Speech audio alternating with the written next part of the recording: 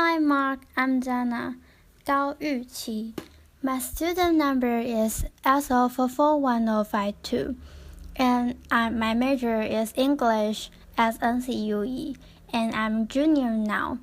Today I'm going to read the speech delivered by Jia Jiang, and the title is What I Learned from 100 Days of Rejection.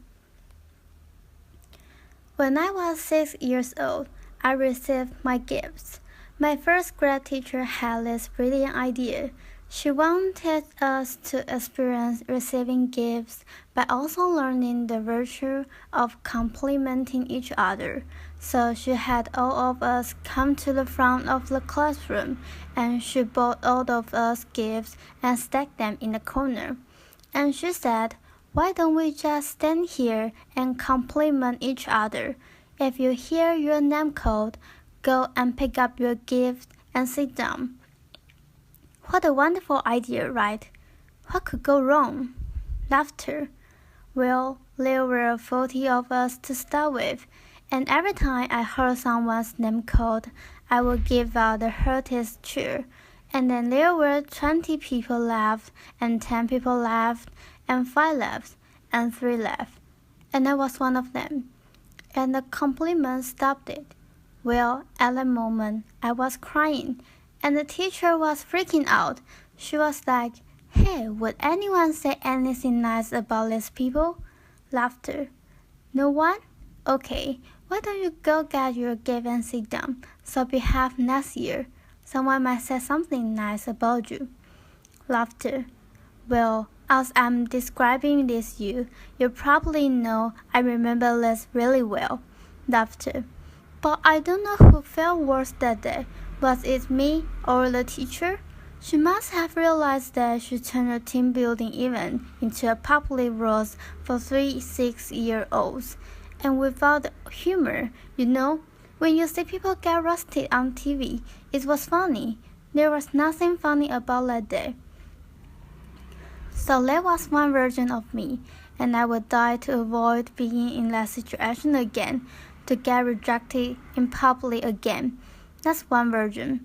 Then fast forward 8 years, Bill Gates came to my hometown, Beijing, China, to speak, and I saw his message. I fell in love with that guy. I thought, wow, I know what I want to do now. That night, I wrote a letter to my family telling them, by age 25, I will build the biggest company in the world, and the company will buy Microsoft. Laughter. I totally embraced this idea of conquering the world. Domination? Right. And I didn't make this up. I did write a letter. And here it is. Laughter. You don't have to read it through. Laughter. This is also bad handwriting, but I did highlight some keywords.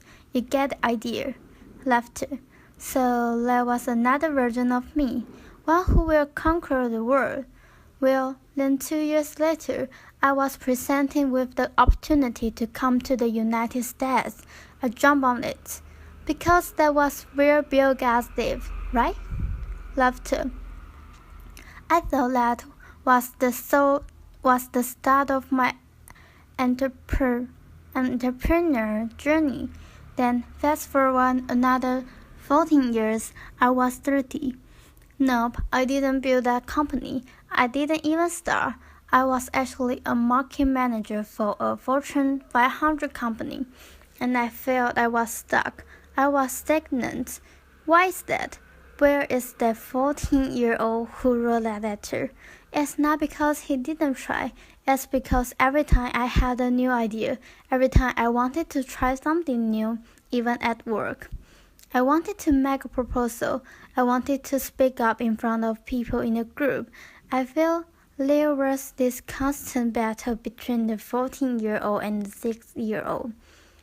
One wanted to conquer the world, make a difference. Another was afraid of rejection.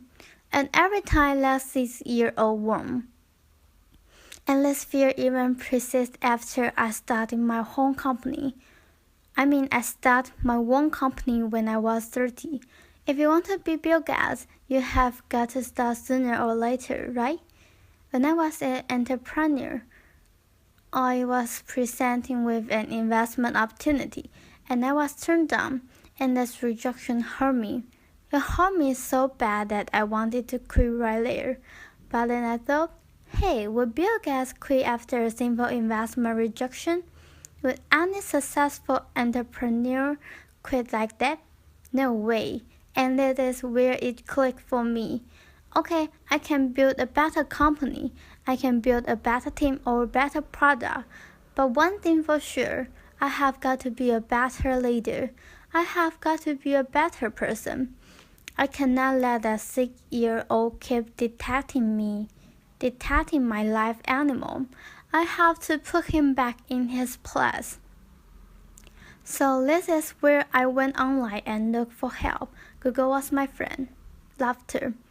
I searched, how do I overcome the fear of rejection? I came up with a bunch of psychology articles about where the fear and pain are coming from. Then I came up with a bunch of rah-rah inspirational articles about don't take it personally, just overcome it. Who doesn't know that? Laughter. But why was I still so scared? Then I found this website by luck. It's called rejectiontherapy.com. Laughter. Rejection therapy was this game invented by this Canadian entrepreneur. His name is Jia Jiang. And basically, the idea is for 30 days you go out and look for rejection, and every day get rejected at something, and then by the end, you desensitize yourself from the pain, and I love that idea. Laughter. I said, you know what? I'm going to do less, and I'll feel myself getting rejected 100 days. And I came up with my own rejection ideas, and I made a video blog out of it. And so here's what I did. This is what the blog looked like. Day 1. Laughter.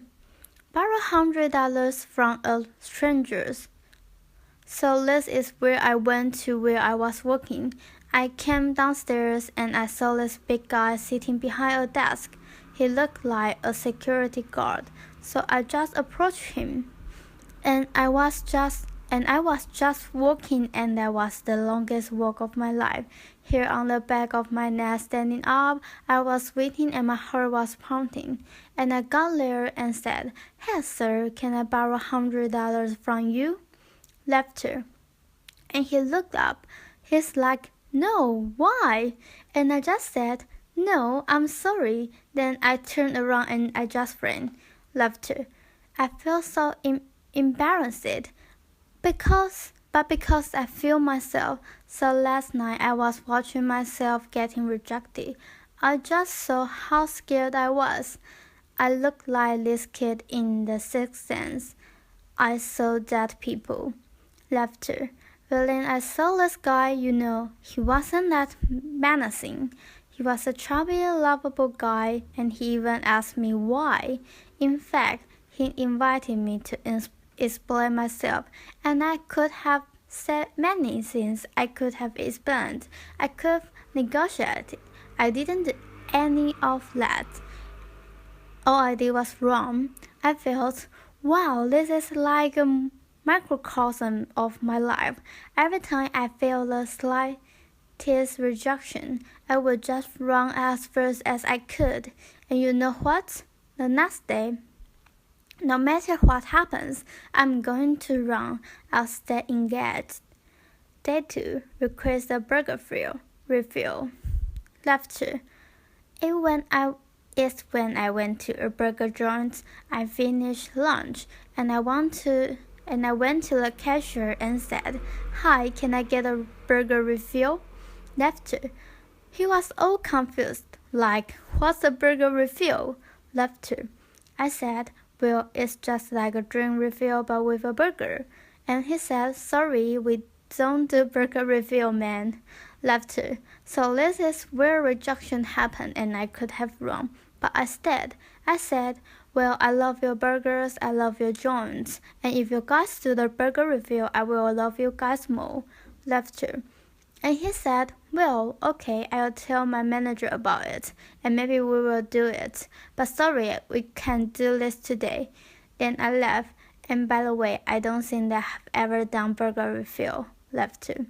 I think they are still there, but the life and death feeling I was feeling the first time was no longer there. Just because I stayed engaged, because I didn't run, I said, wow, great, I'm already learning things, great. And then day 3, getting Olympic Donnas. This is where my life was turned upside down. I went to Krispy Kreme. It's a donut shop in Maine in the southeastern part of the United States. I'm sure they have some here too. And I went in, I said, can you make me donuts that look like Olympic symbols? Basically, you interlink 5 donuts together. I mean, there's no way they could say yes, right? The donuts make it to me so seriously. Laughter. So she put out paper, starting jotting down the colors and the rings, and it's like, how can I make this? And then 15 minutes later, she came out with a box that looked like Olympic rings. And I was so touched. I just couldn't believe it. And that video got over 5 million views on YouTube. The world couldn't believe that either. Laughter. You know, because of that, I was in newspapers, in talk shows, in everything, and I became famous. A lot of people started writing emails to me and saying, what you are doing is awesome, but you know, fame and notoriety did not do anything to me. What I really wanted to do was learn and to change myself. So I turned the rest of my 100 days of rejection into this playground, into this research project. I wanted to see what I could learn. And then I learned a lot of things. I discovered so many secrets. For example, I found if I just don't run, if I got rejected, I could actually turn a no into a yes. And the magic word is why. So one day I went to a stranger's house. I had this flower in my hand, knocked on the door and said, hey, can I plant this flower in your backyard? Laughter. And he said, no, but before he could leave, I said, hey, can I know why? And he said, well, I have this dog that would dig up anything I put in the backyard. I don't want to waste your flower. If you want to do this, go across the street and talk to Connie. She loves flowers. So that's what I did. I went across and knocked on Connie's door, and she was so happy to see me. Laughter. And then half an hour later, there was this flower in Connie's backyard. I'm sure it looks better now. Laughter. But had I left after the initial rejection, I would have though. Well, it's because the guy didn't trust me. It's because I was crazy. Because I didn't dress up well, I didn't look good. It was none of those. It was because what I offered did not fit what he wanted, and he trusted me enough to offer me a referral. Using a sales term, I converted a referral. Then one day, and I also learned that I can actually say certain things and maximize my chance to get a yes. So, for example, one day I went to a Starbucks and asked the manager, hey, can I be a Starbucks greeter? He was like, what's a Starbucks greeter? I said, do you know those Walmart greeters? You know, those people who say hi to you before you walk in the store and make sure you don't steal stuff, basically. I want to give a Walmart experience to Starbucks customers. Laughter. Well, I'm not sure that's a good thing. Actually, I'm pretty sure it's a bad thing. And he was like, oh, yeah, this is how he look. His name is Eric. And he was like, I'm not sure. This is how he was hearing me, not sure. And then I asked him, is that weird? He's like, yeah, it's really weird, man. But as soon as he said that, His whole demeanor changed. It's as if he's putting all the doubt on the floor, and he said, "Yeah, you can do this, just don't get too weird." Laughter. So for the next hour, I was the Starbucks greeter. I said hi to every customer that walked in, then gave them holiday cheers. By the way, I don't know what your career trajectory is. Don't be a greeter. Laughter. It was really boring, but then I found I could do this because I mentioned. Is that weird? I mentioned the job that he was having, and because I mentioned is that weird, that means I wasn't weird. That means I was actually thinking just like him. Seeing this as a weird thing, and again, I learned that if I mention some job people might have before I ask the question, I gain their trust. People were more likely to say yes to me. And then I learned I could fulfill my life dream by asking. I came from four generations of teachers, and my grandma has always told me, "Hey, Jia, you can do anything you want, but it'd be great if you became a teacher." Laughter. But I wanted to be an entrepreneur, so I didn't. But it has always been my dream to actually teach something. So I said, what if I just asked and teach a college class? I lived in Austin at that time, so I went to University of Texas at Austin and knocked on professor's door and said, "Can I teach your class?" I didn't get anywhere the first couple of times, but because I didn't run, I kept doing it. And on the third try, the professor was very impressed. He was like, "No one has done this before," and I came in prepared with PowerPoint and my lesson. He said, "Wow, I can use this. Why don't you come back in 2 months? I'll fit you in my curriculum." And 2 months later, I was teaching a class. This is me. You probably can see. This is a bad picture. Sometimes you can reject it by lighting, Laughter. But wow, when I finished teaching that class, I woke up crying because I thought I could fulfill my life dream just by simply asking.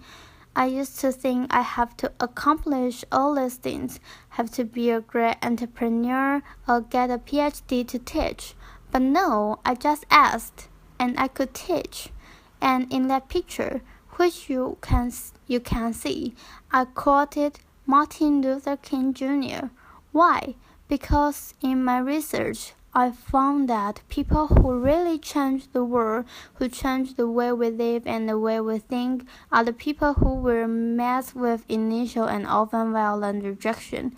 People like Martin Luther King Jr., like Mahatma Gandhi, Nelson Mandela, or even Jesus Christ. These people did not let rejection define them. They let their own reaction after rejection define themselves. And they embraced rejection. And we don't have to be lost people to learn about rejection. And in my case, rejection was my curse, was my boogeyman. It has bothered me my whole life because I was running away from it.